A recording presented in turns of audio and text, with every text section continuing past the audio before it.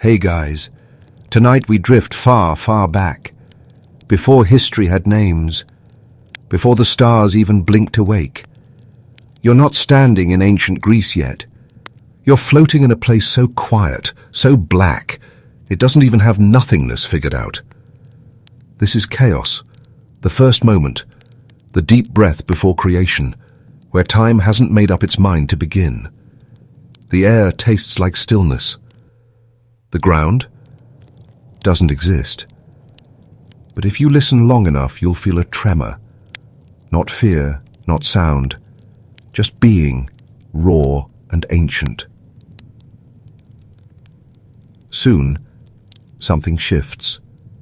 A presence, a pulse, a stirring of existence. That's Gaia. Yes, the earth herself. She's not born on the world. She is the world. And from her comes more. Tartarus, a gloomy pit darker than nightmares. And Eros, love itself. Not the chubby baby kind, but a primal force that drags gods toward gods like celestial magnets. You probably won't survive this, because a universe built by gods doesn't have safety rails. And those first gods? They're not exactly the friendly, robe-wearing types. There's even a theory, fringe, but oddly poetic, that chaos wasn't the start of everything, but the break in something older, something too enormous to survive itself. Historians still argue whether chaos was a being or just a condition, like wet or awkward first dates. So before you get comfortable, take a moment to like the video and subscribe, but only if you genuinely enjoy what I do here. And if you're feeling cozy, post your location and local time in the comments. I love seeing where and when you're listening. Now dim the lights, maybe turn on a fan for that soft background hum, and let's ease into tonight's journey together. The black around you begins to swirl, not with wind, but with intention. Chaos splits like an old tree cracking open, and Gaia, the earth, simply is. No birth canal, no parents. One moment, there's absence. The next, fertile hill. Airs and lush valleys unfold beneath your toes. You crouch low as the first mountain ridges pulse upward like breathing chests. Beside Gaia comes Uranus, the sky, endless and blue-grey, arched lovingly over her. At first, they adore each other. You can feel it. Sky blanketing earth like a weighted blanket, soft and heavy. But passion has side effects. Together, Gaia and Uranus make children. Lots of children. And not all of them look like the smiling gods on souvenir plates. Some are the Titans, tall, almost human-shaped, but huge, elemental, and brimming with power.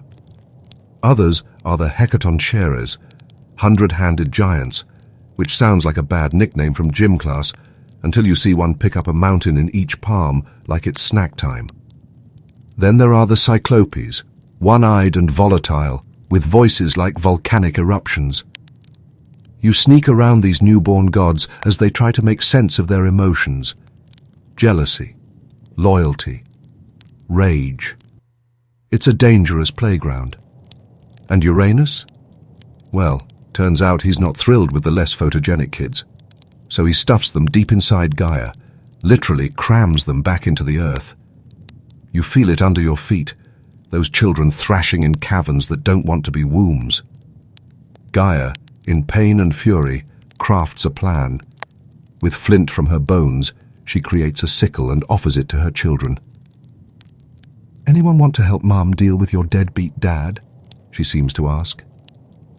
The Titans flinch. All except one. Cronus steps forward. Now, Cronus is clever and calm, but you sense the chill in him, a god who smiles with his eyes closed. He hides in Gaia's folds, waiting.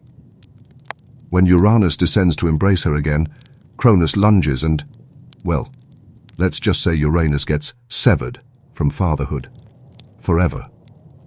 As you back away, stifling a gasp, drops of divine blood splatter onto the earth.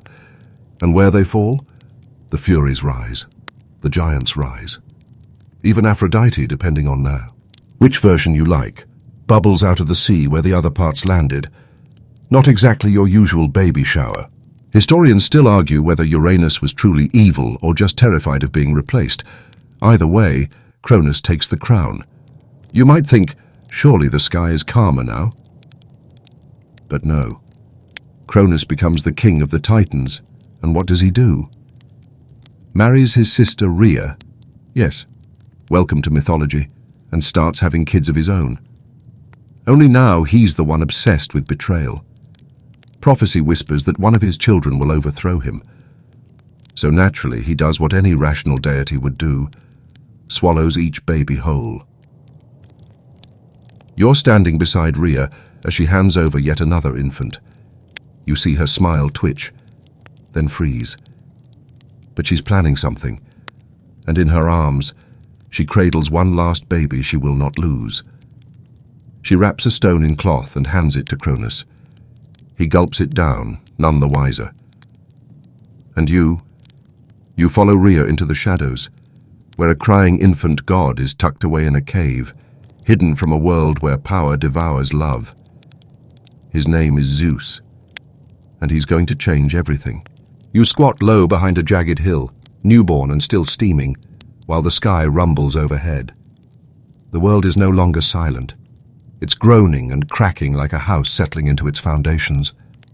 Gaia, now split by grief and vengeance, watches as her son Cronus rules from atop the world. His siblings, the Titans, march across plains and scale mountains, carving rivers with their toes and shaking forests loose from their fingertips.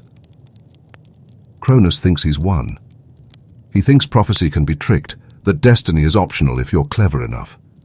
After all, he's swallowed all his children except one, and that one, he assumes, was just another baby, another bite. But you know better. Deep in a rocky cave on the island of Crete, baby Zeus is being raised in secret. The air there tastes like goat milk and salt. The rocks are warm from sun and secrecy. His cries are drowned out by a chorus of armored dancers, the Choretes, who clash their spears and shields every time he wails. Not a bad gig if you don't mind babysitting a future sky god with a habit of thunder hiccups. Historians still debate whether these shield-banging dancers were real soldiers, ritual caretakers, or just a symbolic tale wrapped around a cave that felt too sacred to ignore. Some say the cave's location still pulses strangely beneath certain moon phases. Others say that's just the goat poop. Zeus grows quickly.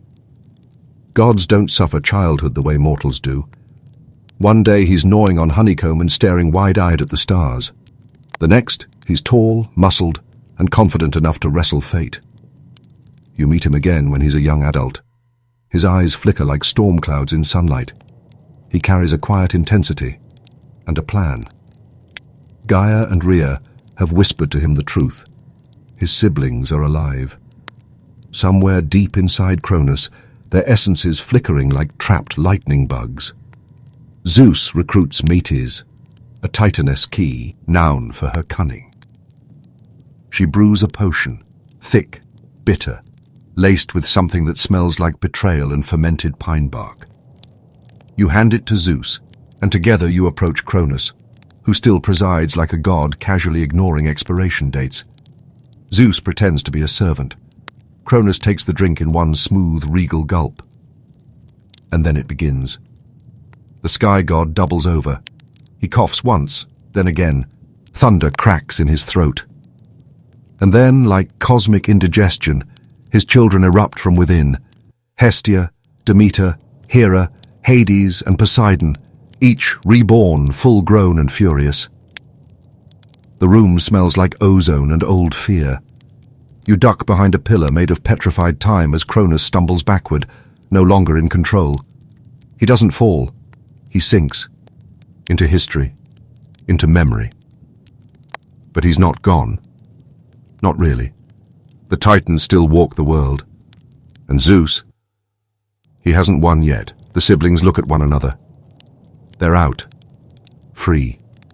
Breathing the same air again for the first time in a millennium. But the sky doesn't welcome them. The world doesn't roll over and submit. Cronus's brothers and sisters, the Titans, are still very much in charge. And they are not going quietly. War brews. Not a skirmish, not a spat. A full-on cosmic brawl so vast you can feel it ripple through the clouds before it even begins. You've barely caught your breath before the battleground reveals itself. Mount Olympus for the Titans, Mount Olympus for the gods. You stand somewhere in between, knees wobbling, wondering if it's too late to book a vacation in Atlantis. Spoiler, that won't end well either. This isn't just a generational clash. This is evolution versus tradition, sky versus earth, sons versus fathers. The air becomes thick with divine energy and the smell of scorched tree bark. Rocks don't just fall, they hurl themselves. Rivers reverse out of fear. Each side lines up their generals. Zeus hurls lightning bolts so bright they tattoo the clouds with after-images. Poseidon splits the earth with tsunamis that leave scars across continents. Hades doesn't shout or rage. He whispers, and the shadows respond. Hera commands like a general with a grudge, while Demeter uses famine as a weapon. But the Titans are no pushovers. Hyperion, god of light, blinds whole valleys. Oceanus floods the skies. Atlas lifts entire mountain ranges just to chuck them like oversized snowballs. And Cronus? He still moves like a storm refusing to die. It goes on for 10 years. 10 long years of relentless elemental violence. You sleep under overturned trees, eat roasted figs warmed by lightning, and watch as the world reshapes itself every time the sides clash. Titans fall, then rise again. Gods falter, then surge with strange new power. And then, just when it feels like nothing will break the stalemate, Zeus unlocks the secret weapon. The prisoners. Remember those poor souls Uranus buried in Gaia? The Hecatoncheires and Cyclopes? Zeus descends into Tartarus with keys made from shattered lightning. You go with him, choking on ash and time. When the prison doors creak open, the 100-handed ones don't smile, but they nod, slowly. Cyclopes blink their single eyes and stretch limbs stiff from centuries of confinement, and in exchange for their freedom, they forge weapons. For Zeus, a thunderbolt so charged it hums with static across dimensions. For Poseidon, a trident that can crack oceans like glass. For Hades, a helmet that turns him invisible, even to the eye of fate. You hand each god their gift, your skin tingling with energy you'll never understand. The war turns. The Titans falter. You watch Cronus fall. Finally. Not with a scream, but with silence, as if the universe is exhaling after holding its breath for too long. Zeus doesn't kill him.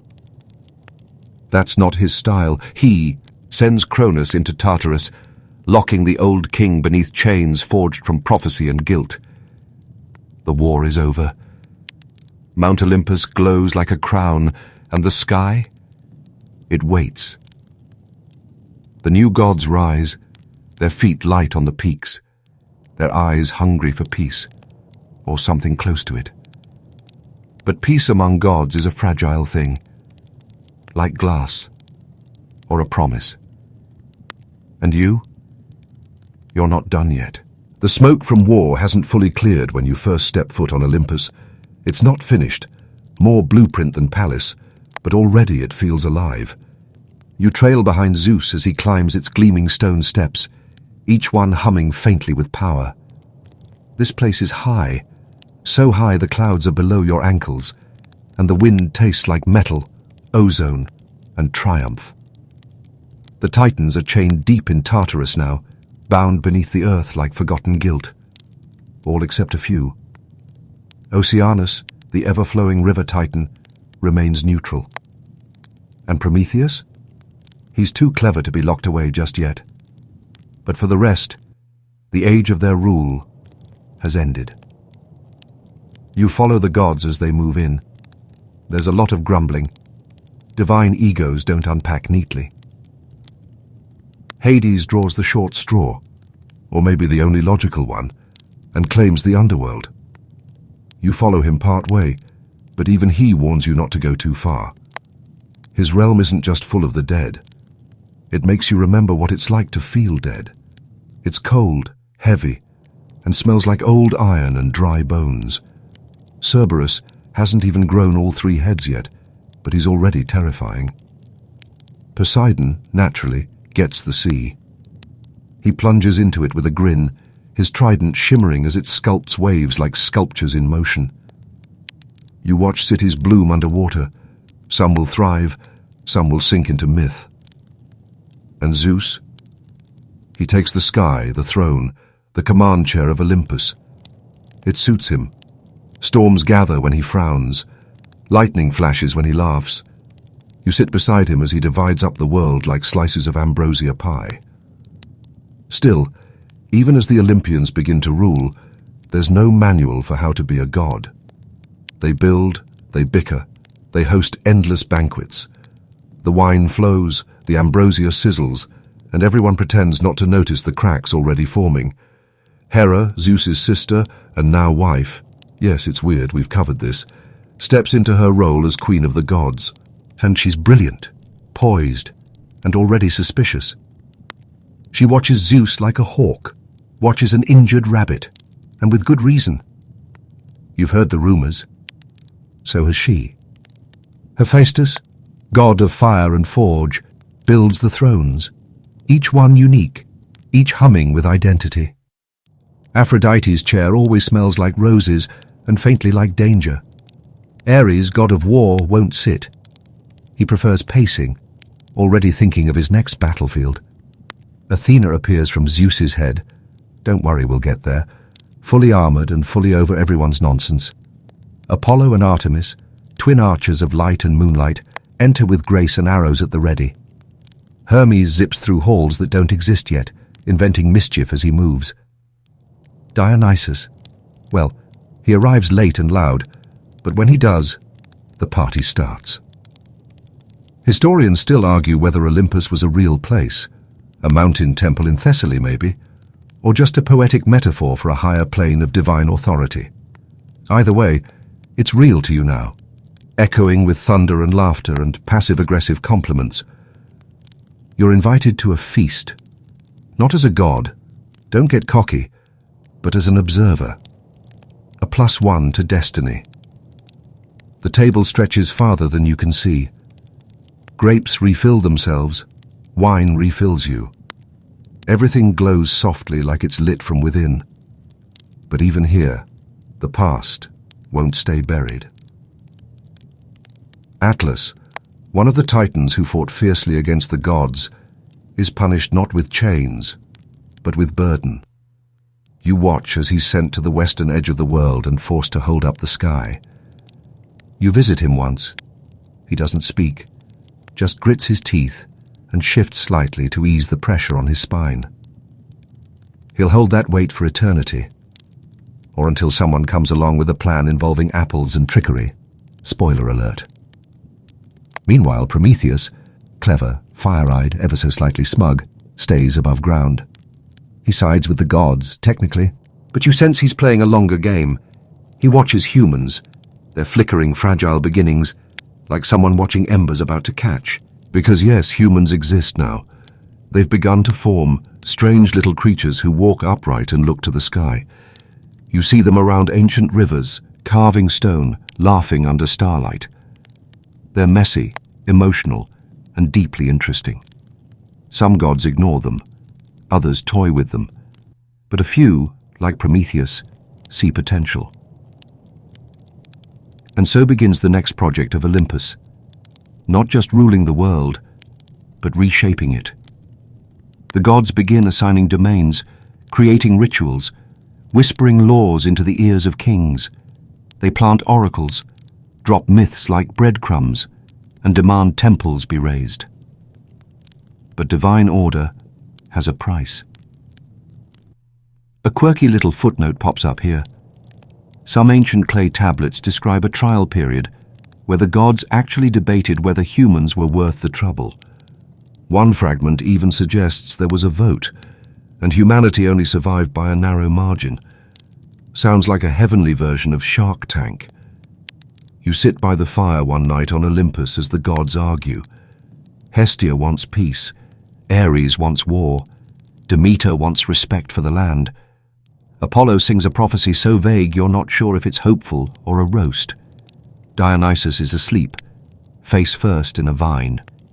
Zeus listens to them all, then stands. The room stills. "We will reign," he says, "but we will not agree." And that, you realize, is the nature of Olympus.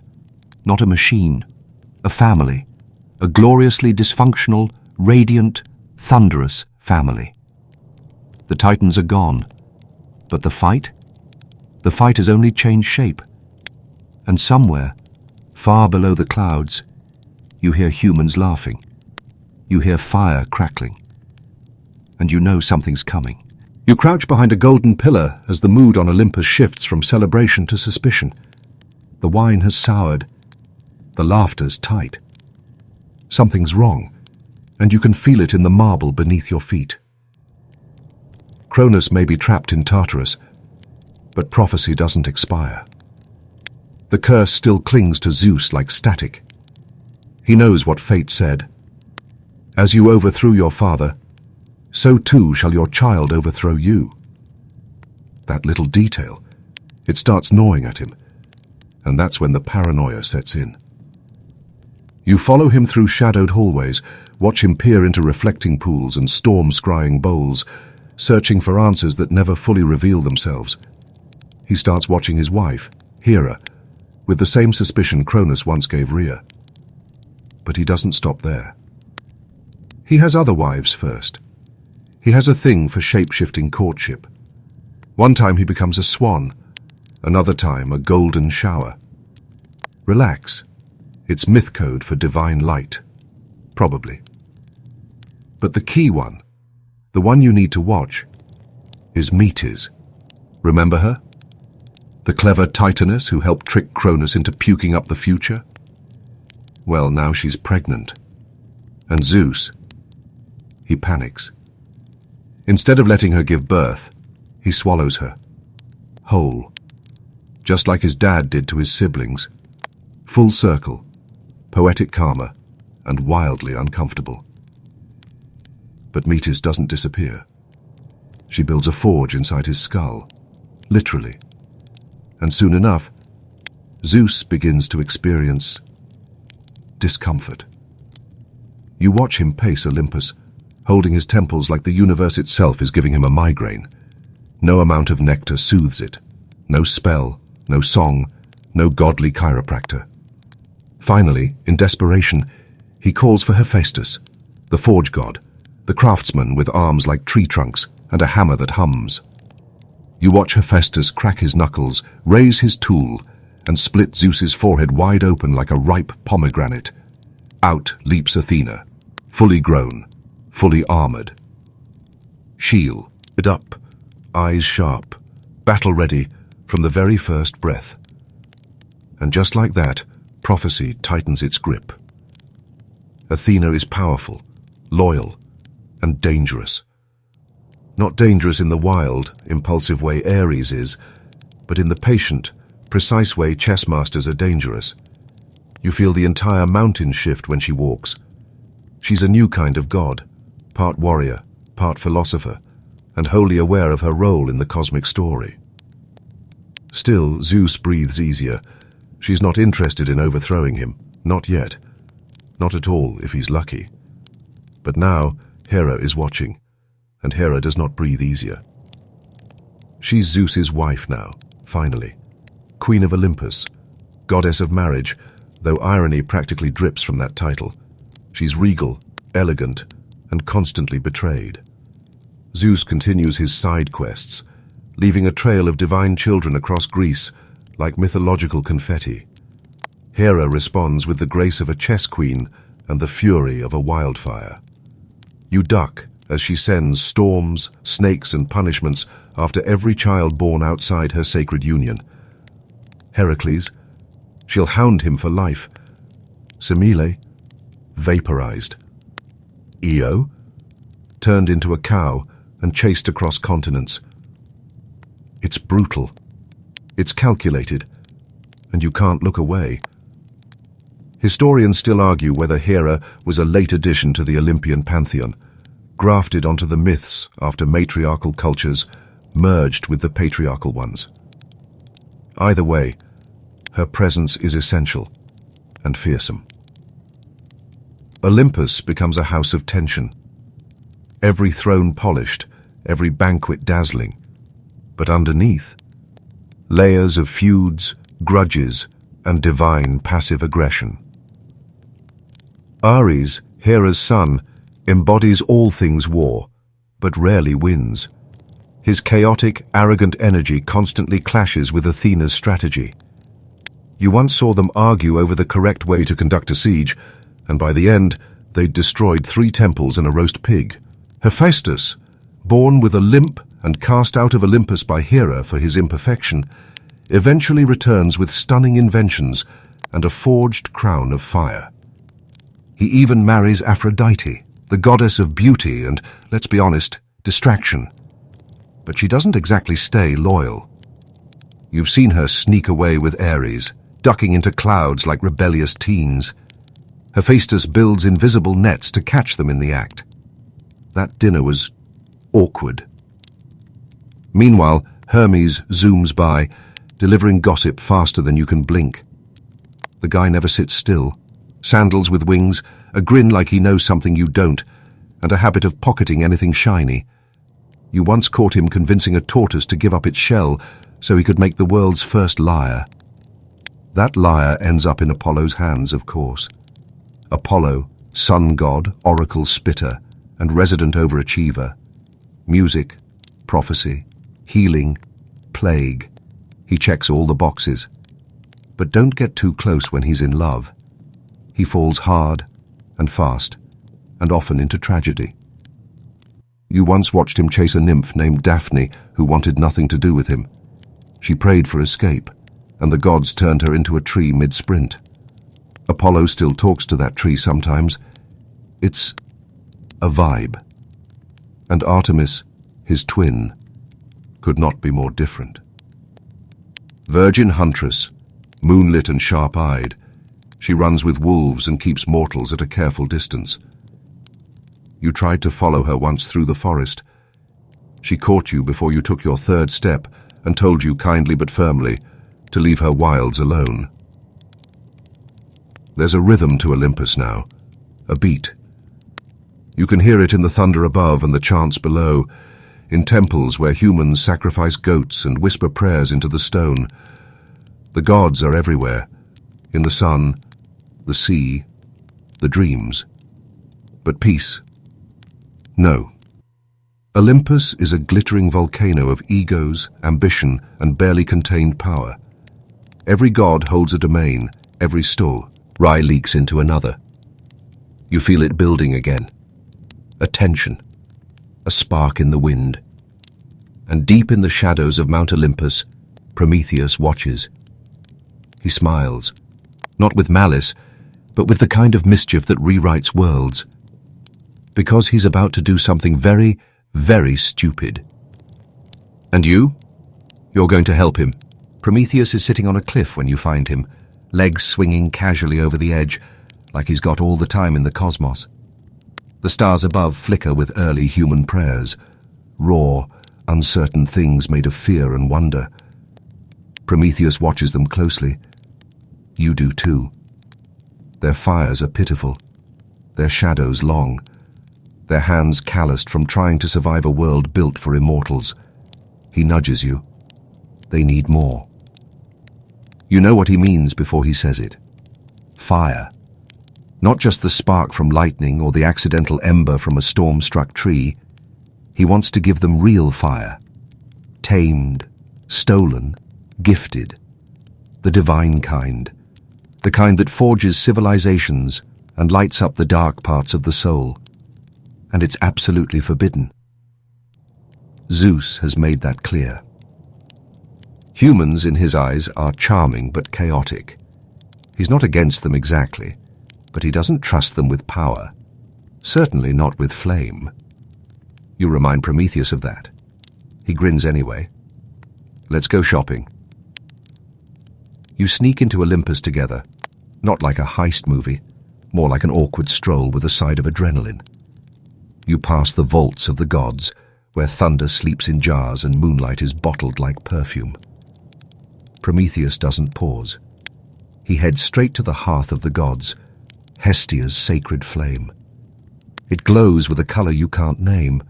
Warm, yes, but also knowing. He cups his hands and scoops part of it into a fennel stalk. You've never seen a plant look so smug. The stalk holds it, crackling faintly. You descend back to earth with Prometheus, wind biting your cheeks. You land in a quiet grove where a cluster of trembling humans huddle near a dead fire pit. Prometheus kneels, touches the stalk to dry grass, and you watch the blaze catch. The humans don't cheer at first. They stare. One reaches forward, hesitates, then inches his hands toward the warmth. Then they laugh, dance, cry, cook, and that's when you realize something terrifying. They're not just warm now.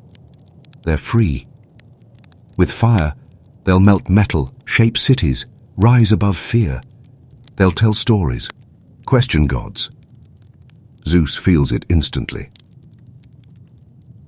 You're halfway up the mountain again when the sky tears open in anger. Thunder cracks like a whip. He knows. You try to duck away, but divine wrath doesn't care about bystanders. Zeus's roar vibrates your bones. Prometheus doesn't flinch. Zeus demands he confess, begs him to repent, threatens him with every lightning-flavored punishment in the pantry. Prometheus just shrugs. I gave them a chance, he says. And Zeus? Zeus gives him a rock. A very large rock. You help chain Prometheus to it, though your hands shake the whole time. It's not personal. It's punishment. He's bound high on a mountain far from mortals, alone. Well, not entirely alone. An eagle visits daily and eats his liver every day. It regenerates overnight, every day. Historians still argue whether this torture was symbolic or literal, but the ancient Greeks took liver regeneration oddly seriously. Some even theorize Prometheus represents the human struggle with responsibility, pain that comes from doing what's right, not what's safe.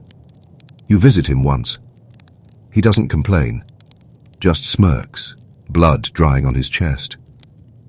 Worth it, he whispers. But Zeus isn't done. He's furious, not just with Prometheus, but with the humans who received the gift. He wants them to suffer a little, learn their place, maybe start doubting the kindness of fire. So he orders the gods to make a gift, not for Prometheus, for humanity. You sit with Hephaestus as he molds her from clay. She's flawless. Eyes like spring rain, voice like a lullaby, fingers elegant and precise. Each god adds something. Beauty, grace, curiosity, charm. Hermes gives her a silver tongue. Athena teaches her to weave. Zeus names her Pandora, all gifted. Then he gives her a jar. Yes, a jar, not a box, despite what your coloring book said. He says not to open it. You already know how that's going to go. Pandora lives among men. She smiles, asks questions, and watches the jar like it holds dreams. One day, maybe out of boredom, maybe out of instinct, she lifts the lid. And everything changes. Out pour the first horrors. Pain, disease, envy, despair. You hear them scream past your ear, invisible winds that twist trees and shatter calm. Pandora slams the lid closed too late. Only one thing remains at the bottom. Elpis, hope. Some say it was trapped, some say it stayed behind on purpose. Either way, Hope and horror now walk side by side, and you can't undo it. Humans struggle again. They suffer, but they survive. You visit one village where fire flickers through tears, where sickness and love mix like vinegar and honey.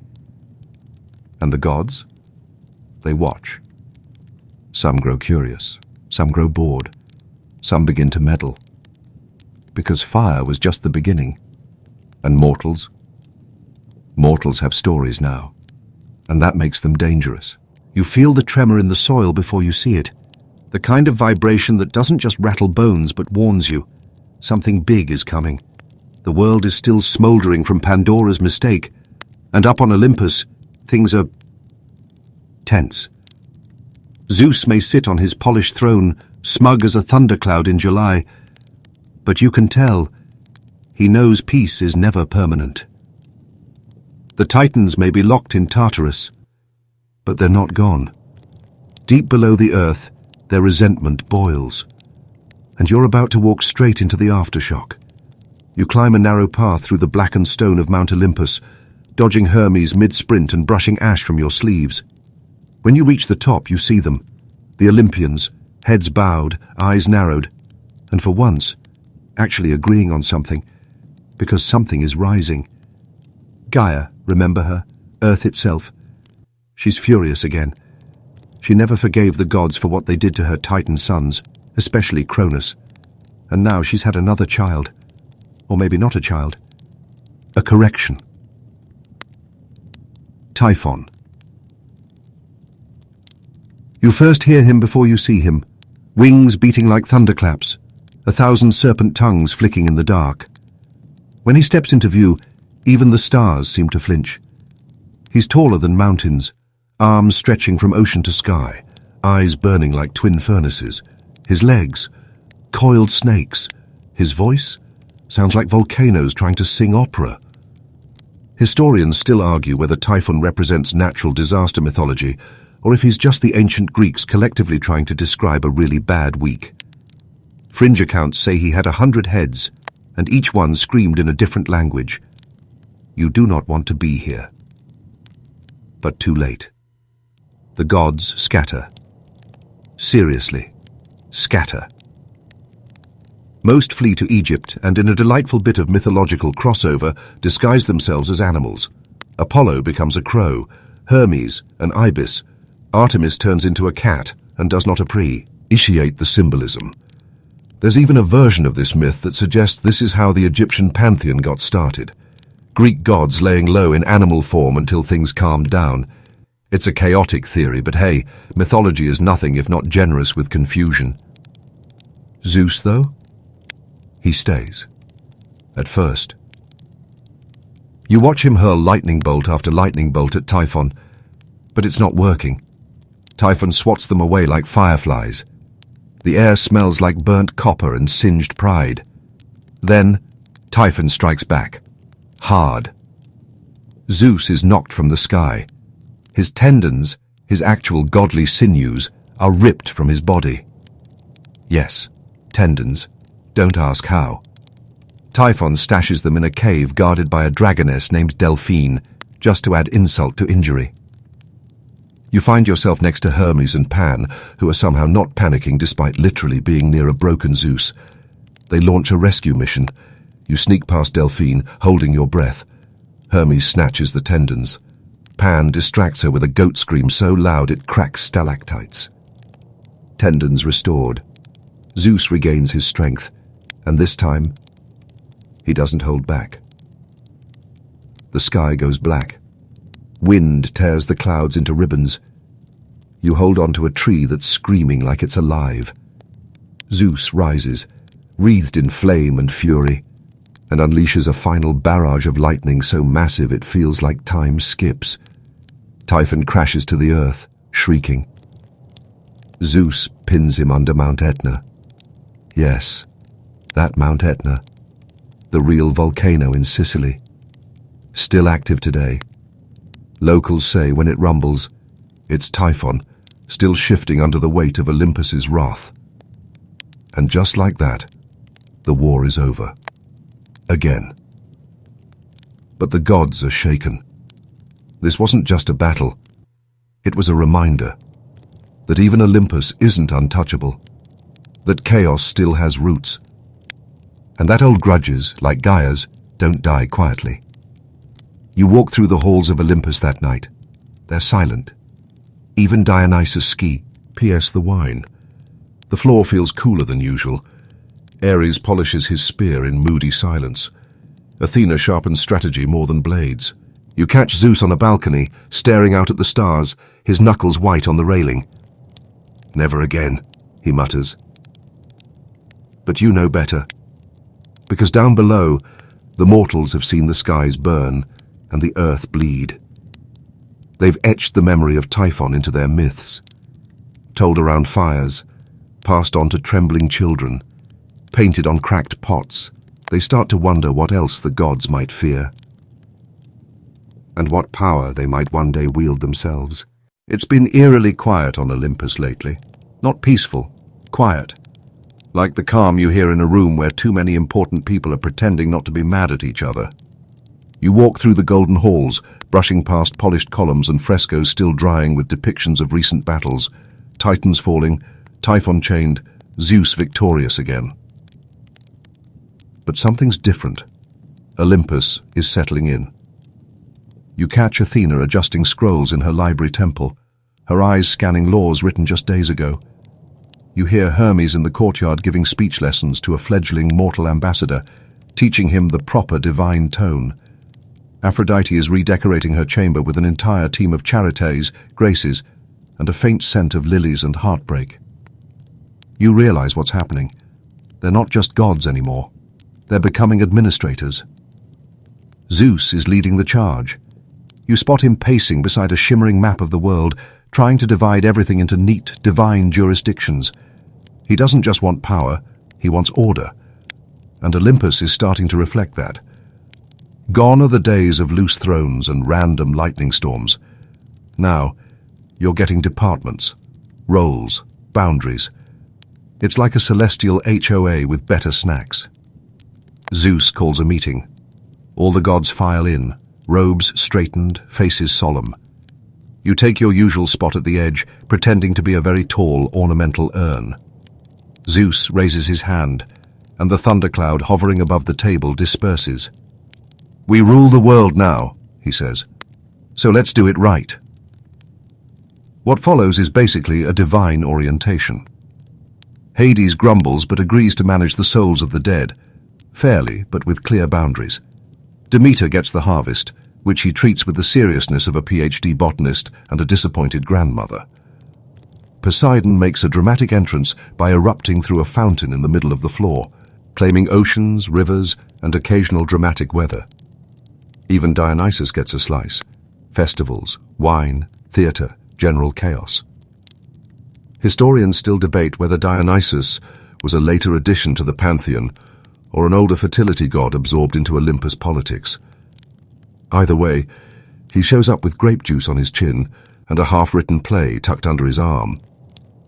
The other gods eye him warily, but nobody wants to fight him for that domain. Too messy.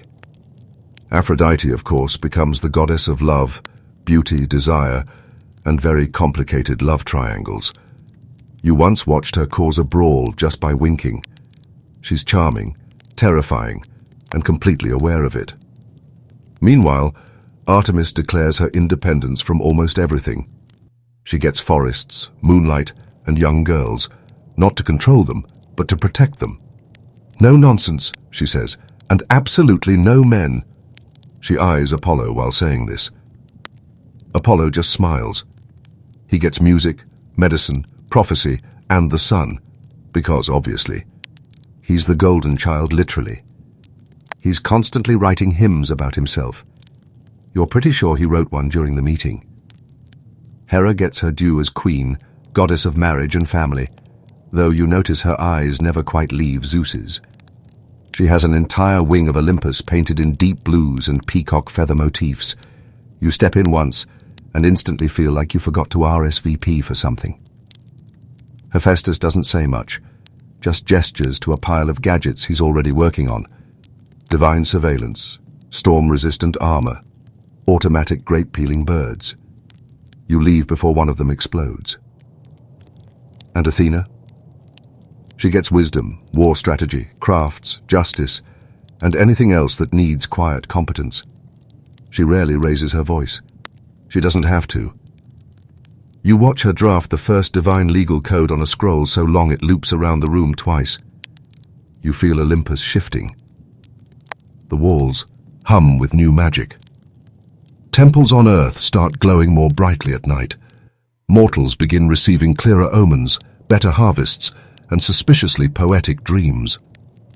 Everything is falling into place. Sort of. Because gods don't stop being themselves just because they have job titles. You still catch Ares challenging random constellations to duels. Still hear Hermes playing pranks involving invisible livestock. Still walk past Aphrodite's room and hear at least 2 different voices giggling inside. Order isn't removing the chaos. It's wrapping it in gold leaf and calling it divine balance. One day, you catch Zeus scribbling onto a stone tablet. He's drafting something he calls the rules for divine mortal interaction. It includes things like don't smite unnecessarily, no shape-shifting during courtship without consent, and leave prophecies vague. It adds mystique. You nod approvingly at that last one. Then he pauses, adds one more line. Do not let pride consume Olympus. You blink, because that's not something Zeus normally worries about. Maybe he's learning, or maybe he's preparing. Because the gods are solidifying, yes, but also drifting into routines, into rivalries. You feel the tension still hiding under the banquets and the bureaucracy. All it would take is one insult, one moment of pettiness to unravel the whole system.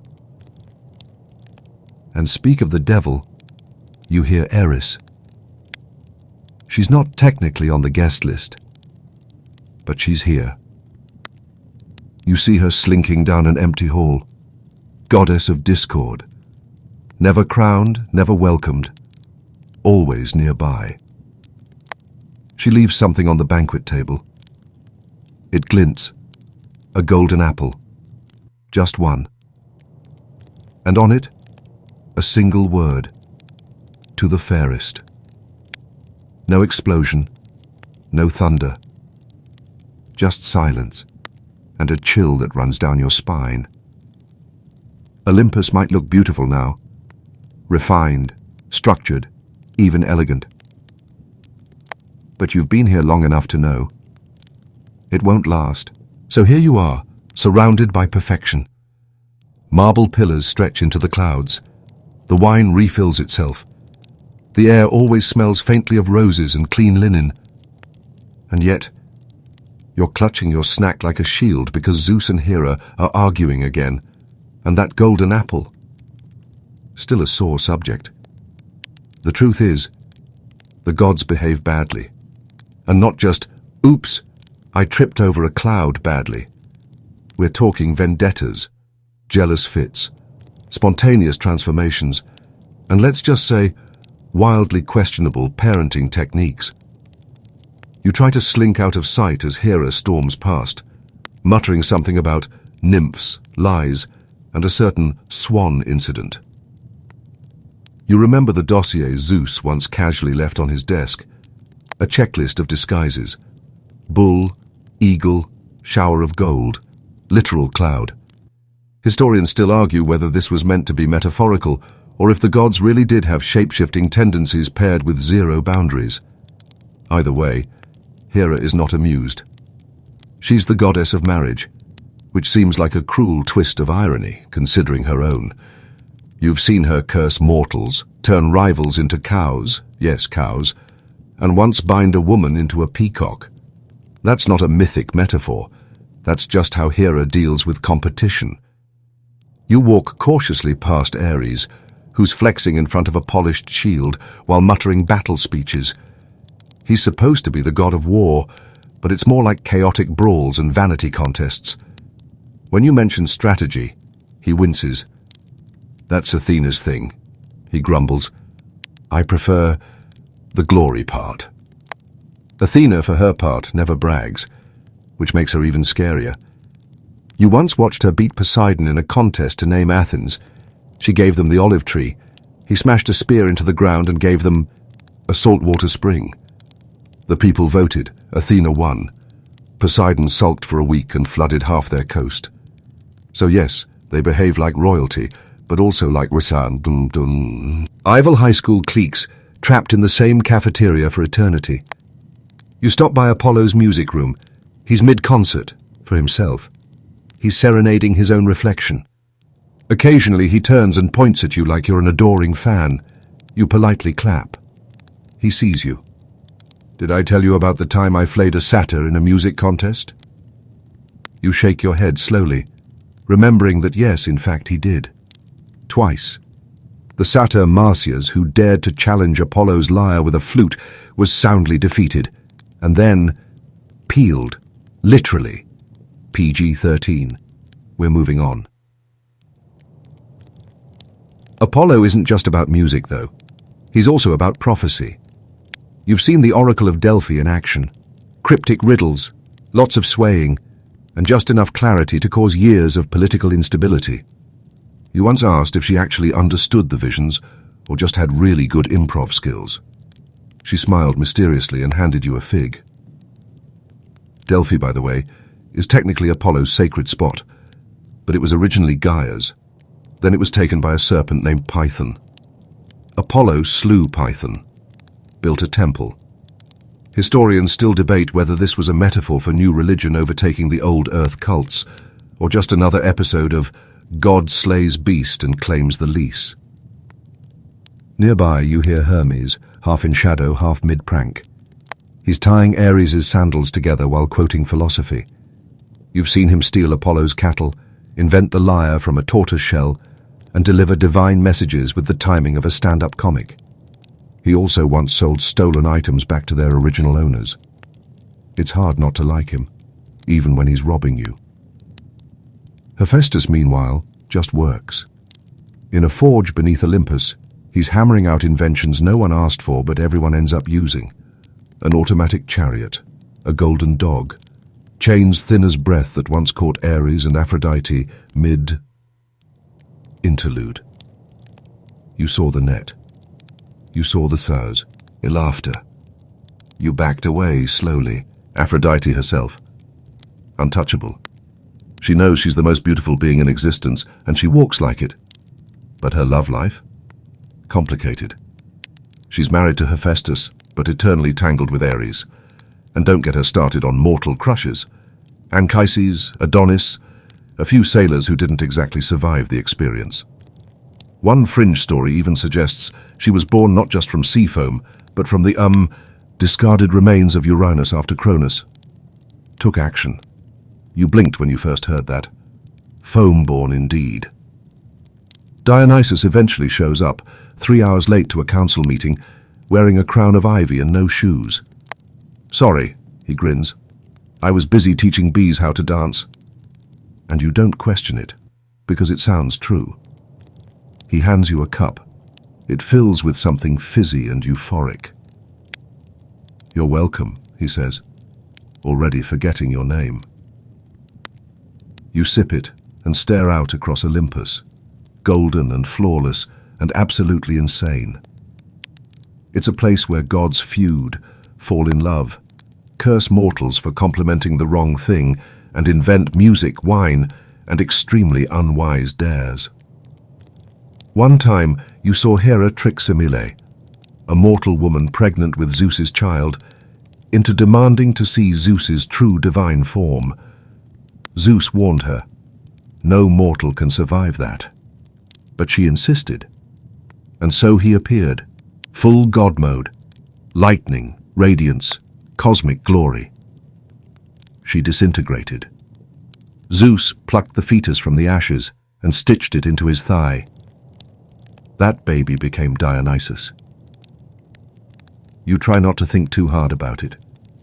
Because up here, logic gets replaced by legend. Laws bend for beauty. Storms are born from jealousy.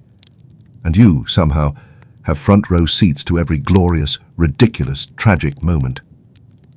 The gods behave badly. They always will.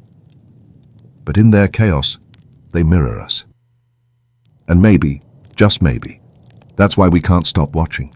You're lounging on the edge of a cloud again, eating a pomegranate seed you're pretty sure was meant for Persephone, when the next story unfolds like thunder rolling in from the edges of the known world. This isn't one of the tidy ones. It starts with an oath, a promise no one should have made. And it ends with the longest war in mythology. The Trojan War. You were there, in a manner of speaking, an extra in the drama, a divine intern who quietly sidestepped being turned into a swan or a shield. You remember the moment it all began. That apple. Yep. The same one Eris rolled across the banquet table like a glittering grenade. To the fairest, it read. Just 3 words. But somehow they launched 1,000 ships. Aphrodite, Hera, and Athena all reached for it. What followed wasn't just a beauty contest. It was a divine power struggle with Earth as the stage. Zeus, very wisely, refused to judge. Let a mortal decide, he said, probably while planning his escape.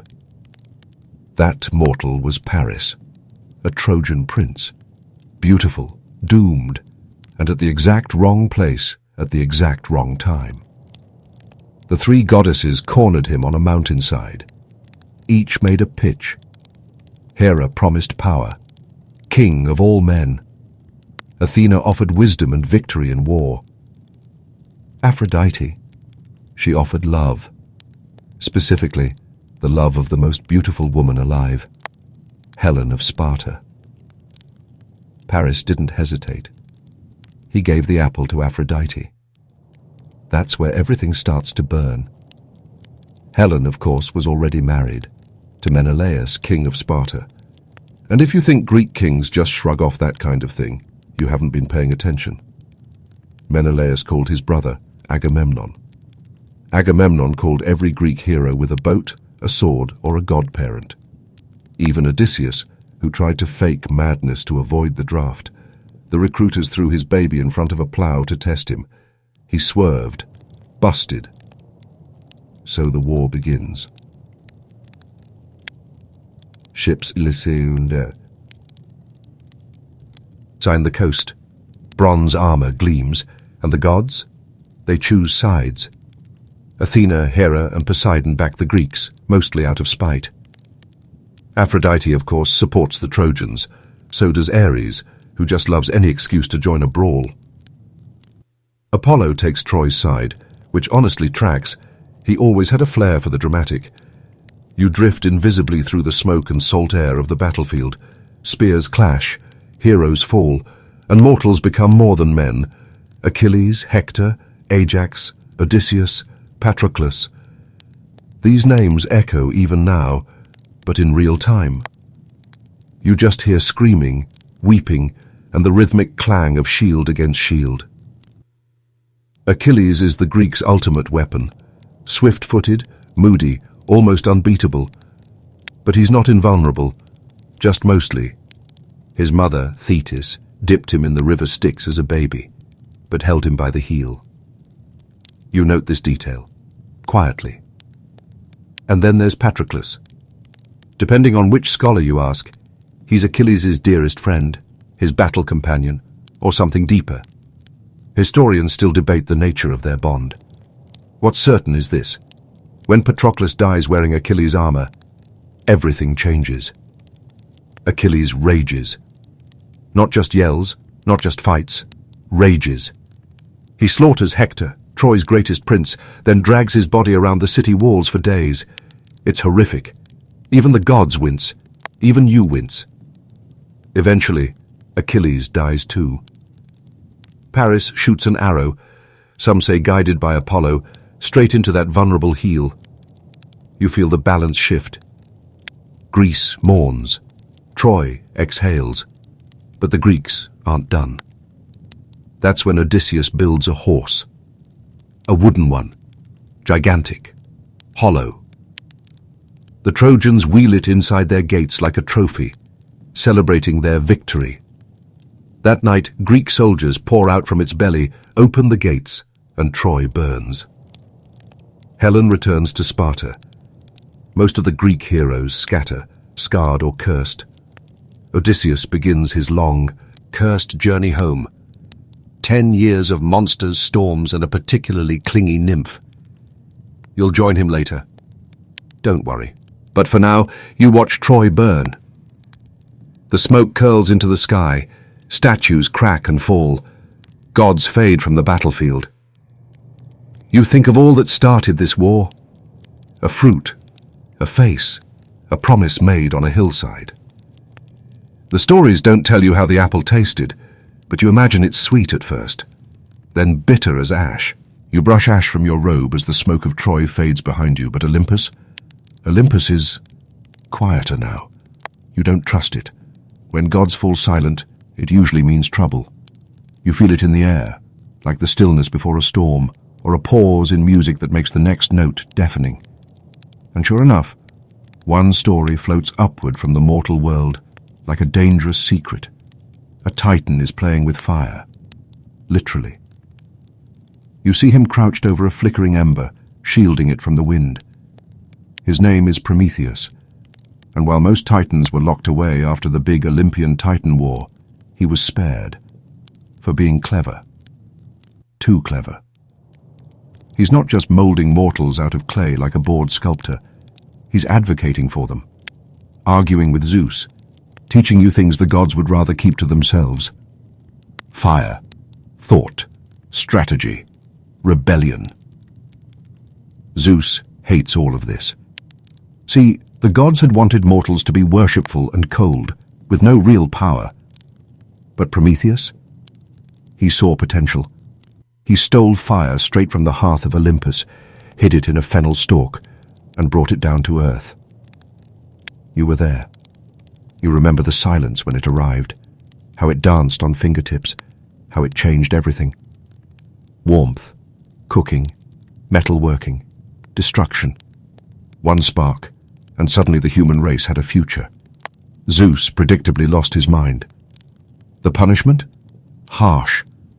Prometheus was chained to a rock in the Caucasus Mountains, where every day an eagle came to feast on his liver, and every night the liver regrew. Immortality is convenient like that, over and over, forever. Or until someone brave enough, Heracles eventually, broke the chains. Still, that punishment stands as one of the harshest examples of godly wrath. And if you're wondering why Zeus reacted that strongly to a barbecue upgrade, well, control. Fire meant progress, and progress meant humans needing gods less. It wasn't about fire, it was about power. To make matters worse, Prometheus had been playing a long game.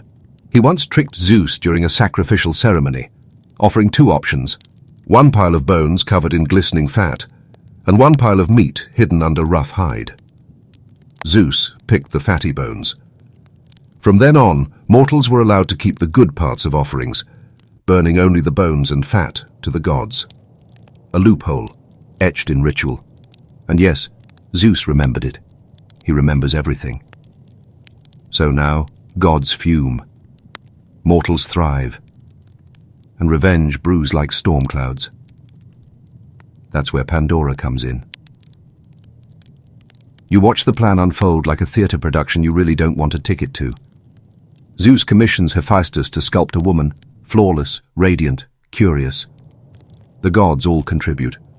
Beauty from Aphrodite, charm from Hermes, wisdom from Athena and from Zeus. A sealed jar, or box, depending who's telling it. Historians still debate what exactly it was, but the idea's the same. A container, a warning, and one instruction. Don't open it. So, naturally, she opens it. But let's not get ahead of ourselves. Right now, you see Pandora walking the earth. The first woman, designed with godly precision. She's gifted to Epimetheus, Prometheus's brother, who accepts her despite warnings. She settles in. She hums when she cooks. She tilts her head at the jar. And one day, she opens it. outpour every misery humanity has ever known. Plague, war, deceit, heartbreak, taxes. Okay, that one might have already existed. Chaos fills the world. Hope alone remains inside, clinging to the rim, trembling. That's the detail most people forget. Hope stayed. Was that an accident? A mercy? A trick? Scholars still debate if hope was meant to be trapped or preserved. You sit beside Pandora after the lid slams shut. She's trembling, not just from fear, but realization that being made perfect wasn't protection. It was a setup. Zeus wanted balance, fire needed consequence. Prometheus gave humanity power, Pandora gave it pain, but both gave it choice. And that's where you are now, standing at a strange new intersection of myth and meaning. Humans can build, burn, love, destroy. The gods? They're watching. Less like creators now, and more like anxious parents who gave their kids knives and then pretended to be shocked. You glance at Prometheus, still bleeding quietly under the eagle's wing. You watch Pandora cradle the closed jar. You see humanity, struggling, surviving, shaping stories about why life is the way it is. And in this moment, you understand something. The gods may hold the heavens, but it's mortals who hold the future. Fire, curiosity, hope. Even the worst curses carry the seeds of progress. You take one last look at the smoldering sky and feel it. The myth shifting, not ending, just evolving. You wander back toward Olympus, boots scuffed, hair full of eagle feathers. Don't ask.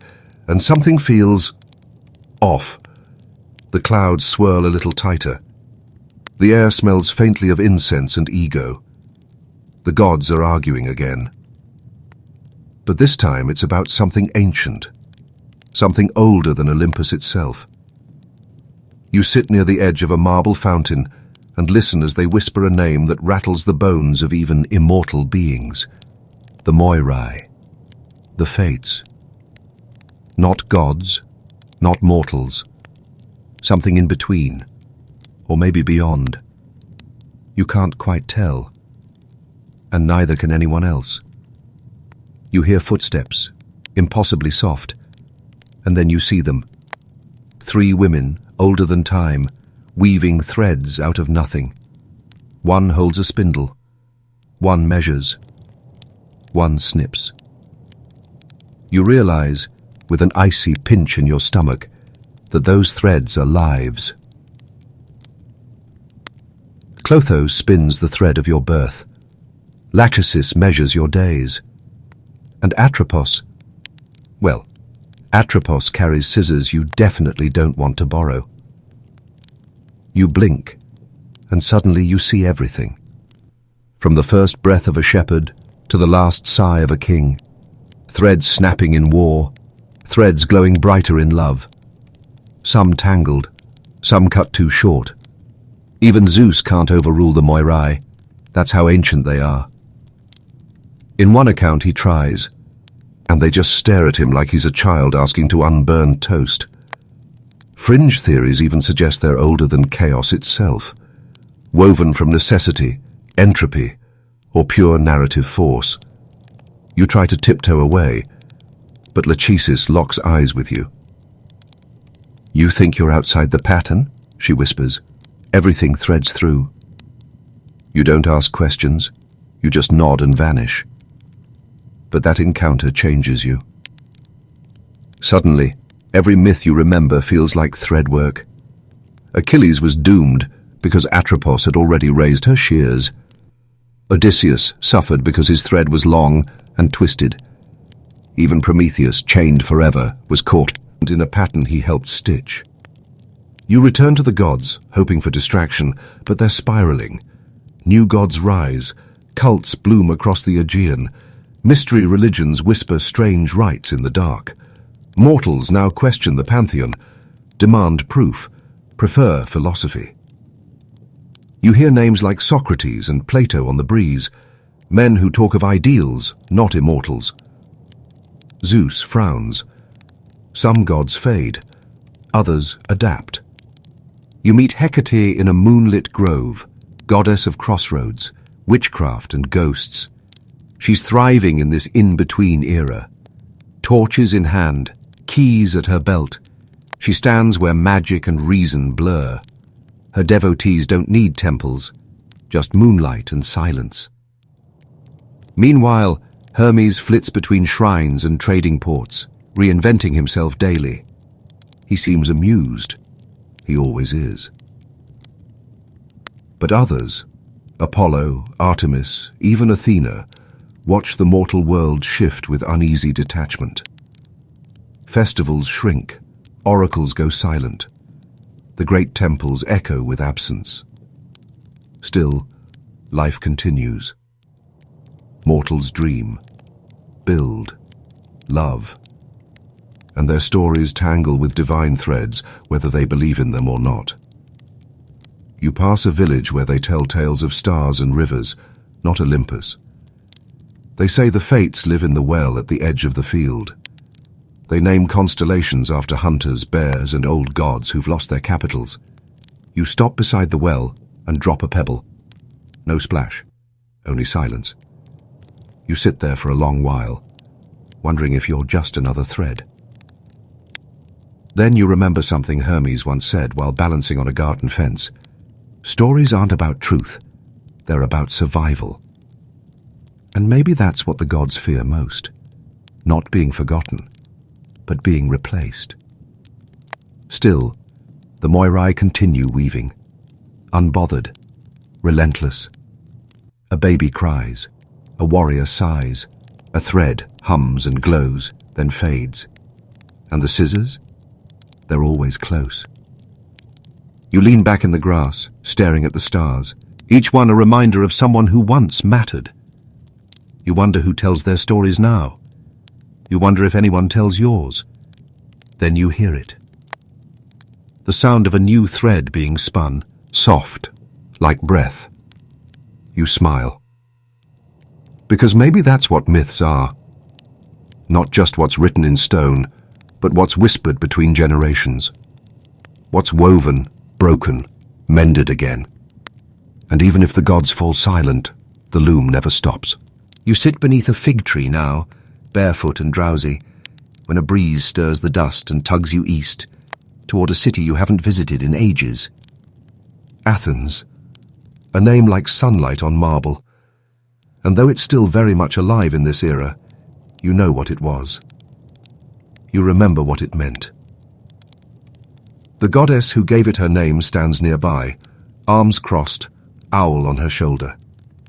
Athena, wisdom incarnate, battle tactician, patron of artisans and thinkers.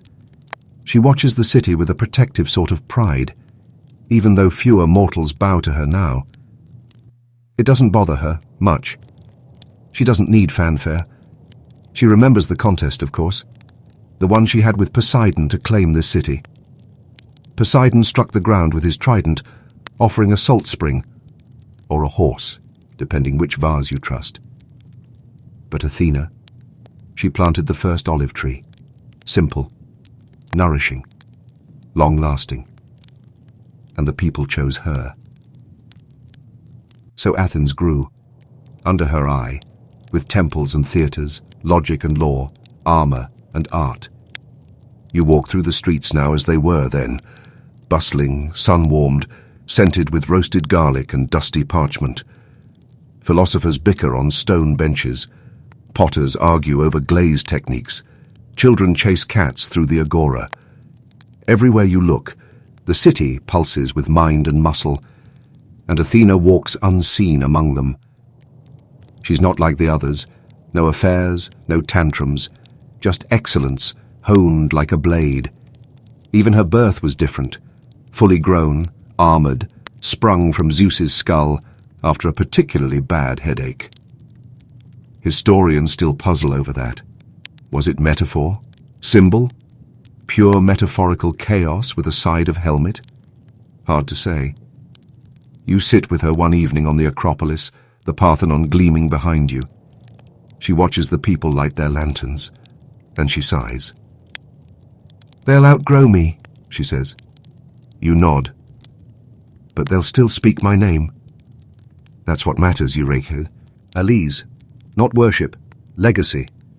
And Athena's is everywhere. In trial courts arguing for justice, in architects sketching domes and colonnades, in the quiet resilience of a woman stitching patterns into linen, fingers nimble, eyes sharp.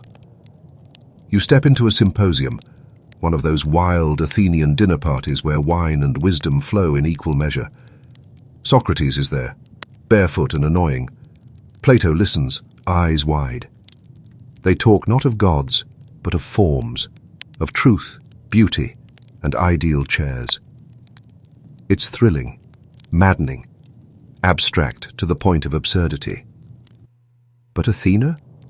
She approves. You can tell by the way her owl blinks. She loves precision, argument, the slow shaping of a better world. Of course, not all in Athens is noble. There are whispers of war, of rigid hierarchies, of women excluded from philosophy schools. Athena, curiously, doesn't interfere. She nudges, suggests, leaves puzzles instead of punishments.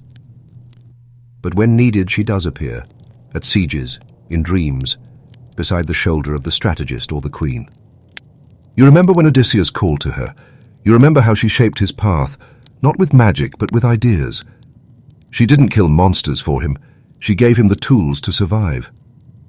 And that, you realize, is Athena's greatest gift. Not protection, but preparation. Her temple still stands, even in later centuries when belief flickers.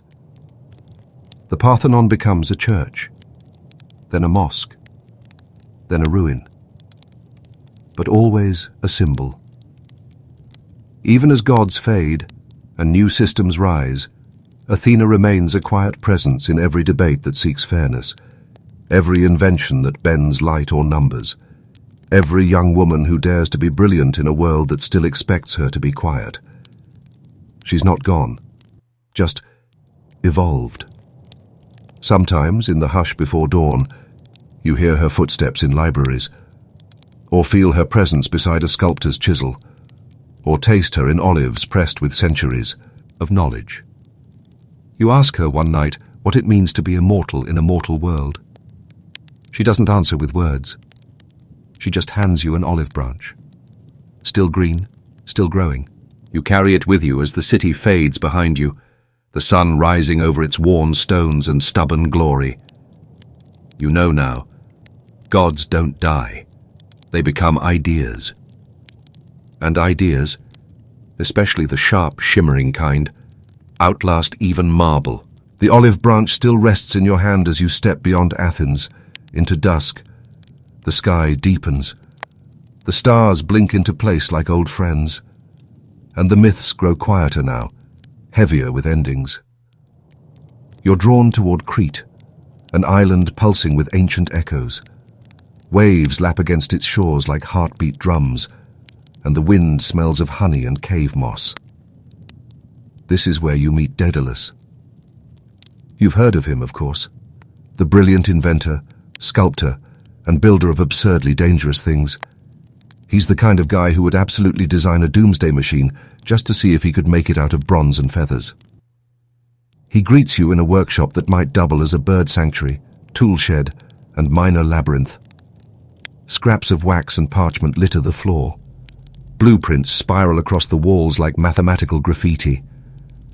And yes, there in the corner, wings, fragile and absurd, bound with beeswax, feather, and sheer audacity. You already know how this ends. So does he. But still, Daedalus offers you a seat and a cup of watered wine, and he tells you the story anyway, because stories, like wings, were made to carry things. It starts with King Minos, ruler of Crete and owner of a very complicated zoo. You see, Minos once offended Poseidon by refusing to sacrifice a sacred bull. So the sea god, in an exceptionally niche form of vengeance, caused Minos' wife, Pasiphae, to fall in love with said bull. Now, this is where things get weird. And yes, still PG-13. Pasiphae begs Daedalus to build a contraption, basically a life-sized cow costume, so she can express her affections. Historians still argue whether this myth was meant literally or as an elaborate political metaphor, but either way, the result is the Minotaur, a creature born part man, part bull, and entirely tragic. Minos, horrified, orders Daedalus to build a labyrinth to imprison the beast. And Daedalus was creating a twisting, inescapable maze beneath the palace at Knossos, so cleverly designed, even Daedalus barely finds his way out after finishing it. You remember walking through it. The cold stone, the echo of hoofsteps, the faint smell of hay and fear. At its center, the Minotaur, lonely, angry, misunderstood. Years later, the hero Theseus arrives. He's got big hair and bigger confidence, and he's determined to kill the beast. With help from Minos' daughter Ariadne and Daedalus' own knowledge, Theseus takes a ball of string into the maze, slays the Minotaur, and finds his way out. A victory, they say. But you remember how Ariadne was abandoned on Naxos, how Daedalus was blamed for helping, how he and his son Icarus were imprisoned in a tower by the same king who had demanded miracles from him. And so, the wings. Daedalus built them with everything he had: wax, feathers, genius, and desperation. You know the warning, he tells you softly. Don't fly too high. The sun will melt the wax. You nod. Of course you know it. But Icarus was young. He wanted to touch the sky. He wanted to taste divinity, even for a moment. He soared too close. The wax dripped. The feathers scattered. And he fell. Daedalus doesn't cry as he tells it. He just polishes a gear, over and over, until the brass shines like regret. You walk with him to the edge of a cliff. The sea below still murmurs with loss. People forget, he says, that flying was a success before the fall. That hits you hard. Because myths tend to focus on failure, punishment, warning. But tucked inside each one is brilliance, risk, and the fragile hope of wings. You leave him there, humming to himself, a man who once outbuilt gods and still sharpens tools in the dark. And in your mind you hear Ariadne's voice too, lost on her island, forgotten by Theseus, but destined to become a goddess herself, owned by Dionysus, her wedding veil stitched with stars. Even the discarded threads matter. Even the maze has meaning. And sometimes falling isn't failure. It's flight that was too beautiful to last. You walk on, carrying the olive branch, carrying the echo of wings. You walk until the sea becomes sky, until myths hang low and heavy, like fruit too ripe. The stories feel older now, slower, less about heroes swinging swords and more about endings, legacies, reckonings. You find yourself on the slope of a blackened mountain, ash beneath your feet, sulfur in the breeze. A low hum pulses through the stone like something alive, and very, very old. Welcome to the domain of Hades. You never hear the gates. You just realize you've passed through them. The underworld isn't fire and brimstone. It's not all torment and pitchforks. It's quiet, ordered, chilly in a bone-deep way, and sprawling. So much bigger than you'd expect, which is exactly the point. You follow the river Styx for a while, watching shades drift past. Some whisper, some scream. Most just wait.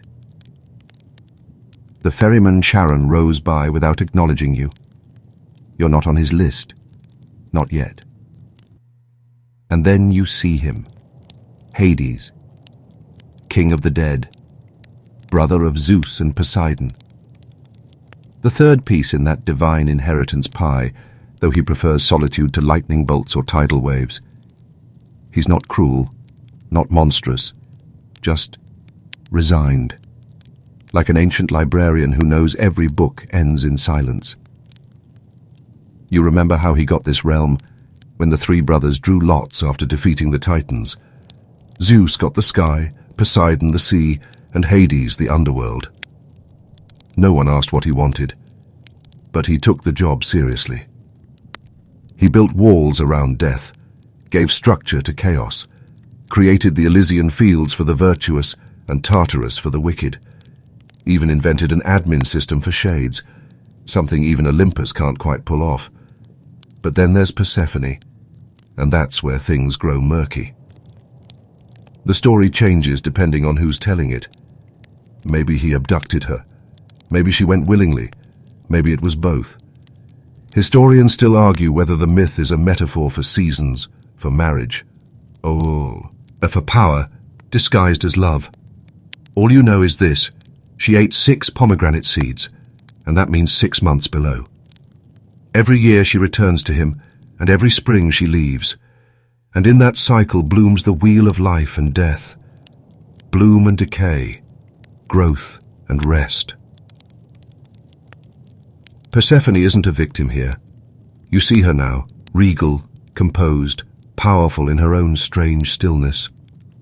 She walks beside the Lethe and the asphodel, where memories go to sleep. Ghosts shrink in her presence. Even Cerberus whimpers happily when she passes. You realize Hades isn't alone down here. Not really. And not just because of her. You spot Orpheus, still strumming a lyre with haunted fingers, looking back forever for the one he couldn't save. You find Sisyphus, pushing his rock with the same grim sigh every time it rolls back. And Tantalus, reaching for fruit that will never feed him. Each punishment fits the crime like a bad inside joke. Eternal but weirdly specific.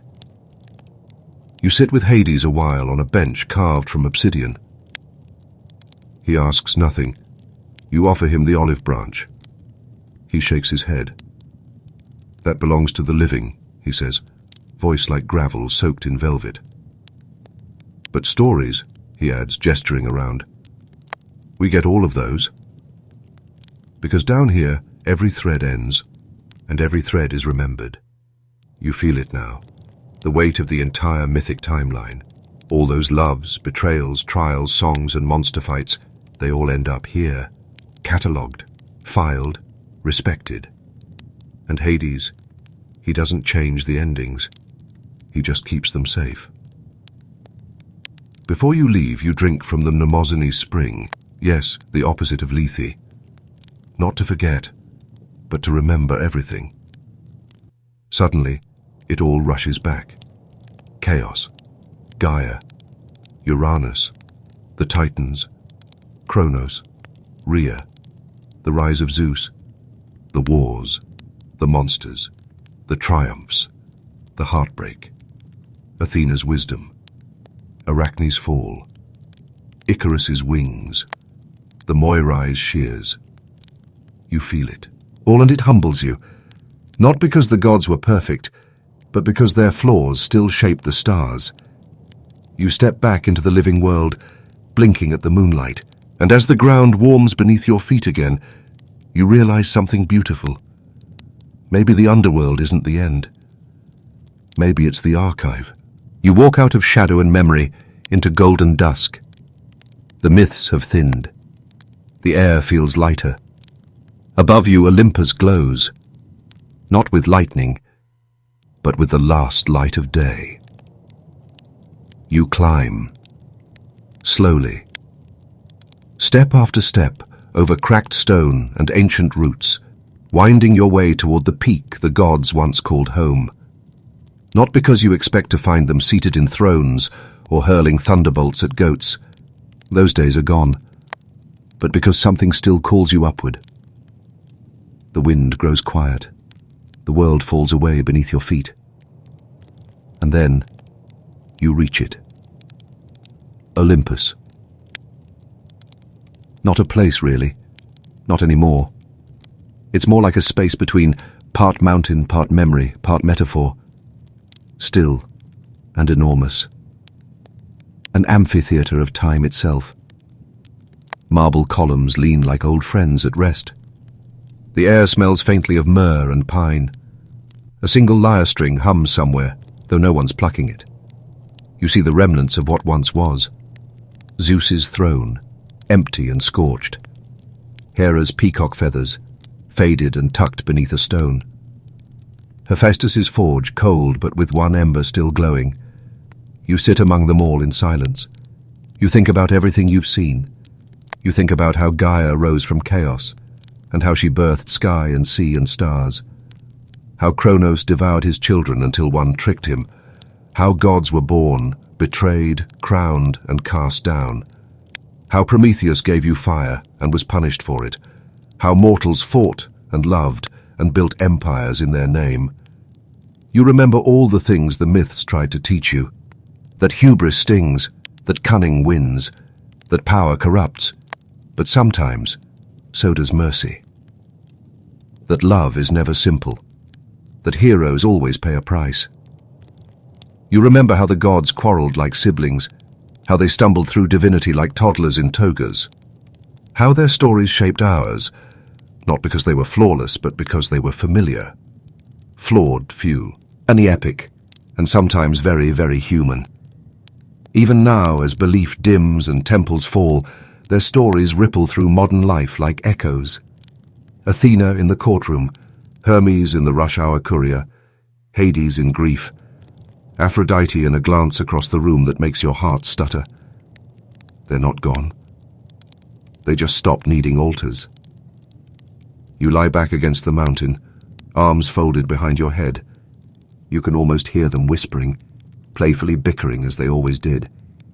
And though you know they've faded from Olympus, from rituals, from reality, you also know they became something greater. They became story.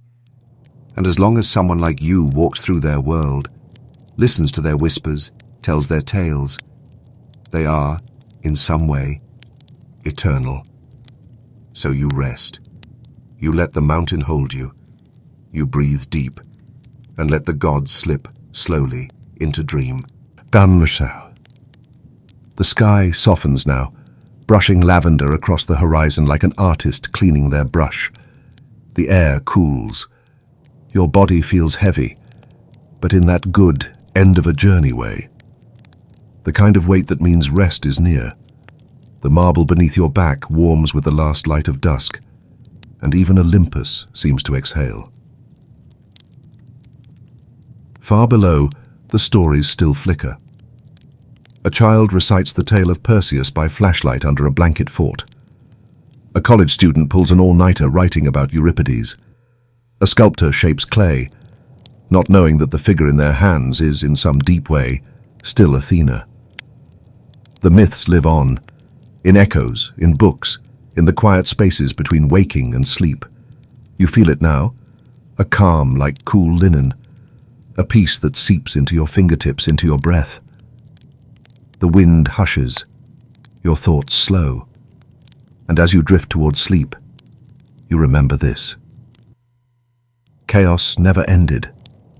It just changed shape. But so did you. So let the stars above cradle your dreams tonight. Let the old stories keep watch. And let Olympus rest. For now,